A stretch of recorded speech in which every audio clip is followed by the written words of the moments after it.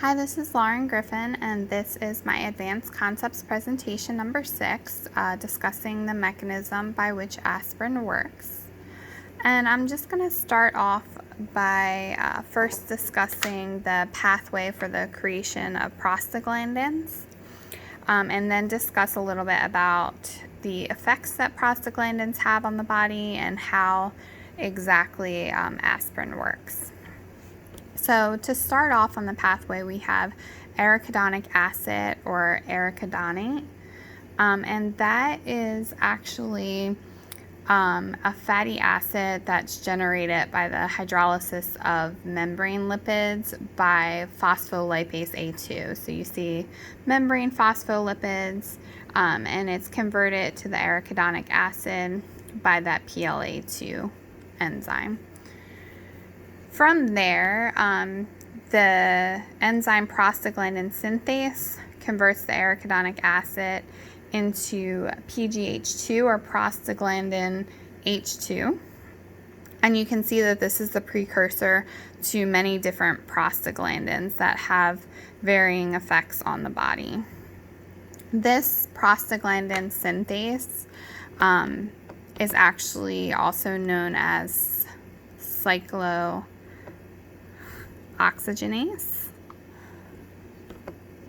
or the COX enzyme, and then that's responsible basically for creating that prostaglandin precursor that creates all these other prostaglandins. So what exactly prostaglandins do? They have many different effects on the body. They stimulate the hypothalamus to increase body temperature. Well, first to start off, they are a type of eicosanoid, which they're a signal molecule that acts as a local hormone. And some of the effects that they have are they stimulate the hypothalamus to increase body temperature. They stimulate immune cells to cause inflammation. So those two are very important for the immune response. And they also sensitize nerves to pain, initiate blood clotting, and constrict and dilate blood vessels. And they also have some other effects, such as producing protective mucus in the stomach. So you can see just by some of them, there are so many different prostaglandins that I didn't draw them all out. But the thromboxanes are primarily responsible for the platelet aggregation and the initiation of blood clotting. Also, I'm just going to briefly talk about the COX enzymes because there are two different COX enzymes. There's COX-1 and COX-2, and they work slightly differently. They're similar but have different effects on the body. Okay. And so the two types of cyclooxygenase enzymes that produce prostaglandins, COX-2 is, so I'm going to just put here. So COX-2 is primarily responsible for what we think of when the first couple I said about increasing body temperature, basically the immune response. It's inducible, which means it's not something that's always present in the cells, but it's kind of initiated when there's an immune response.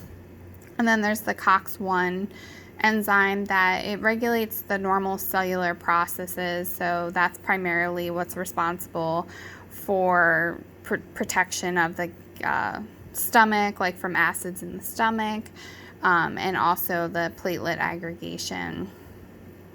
And how aspirin works. So I'm just going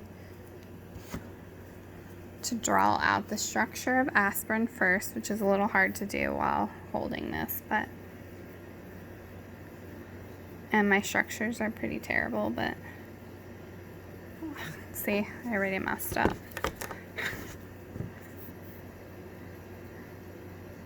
That's a little better anyway.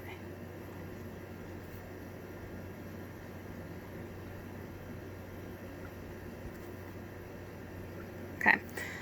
So the part I'm going to draw in red is just to show how exactly it works. It's going to be the acetyl group that I'm going to draw in red.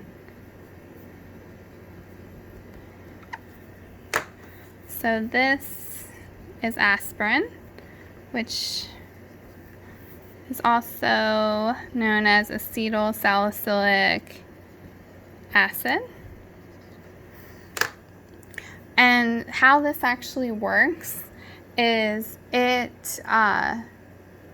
acetyl group here covalently attaches to a serine residue in the active site of the COX enzymes. So I'm just gonna not draw off the whole thing, obviously. So this is serine 530 is the specific residue.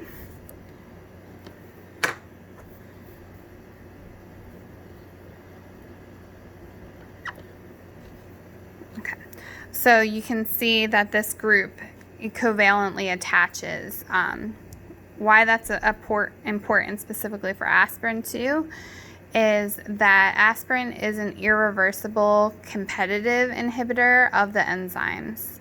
So unlike some other drugs, it's not reversible. It covalently attaches, and it actually prevents, so if you see up here, this part here, it's actually going to inhibit that step. So because that's inhibited, then that prevents all of these from being generated. What else is important about aspirin is that not only is it an irreversible competitive inhibitor of the enzyme, it's also non-selective, which means that it inhibits both COX-1 and COX-2.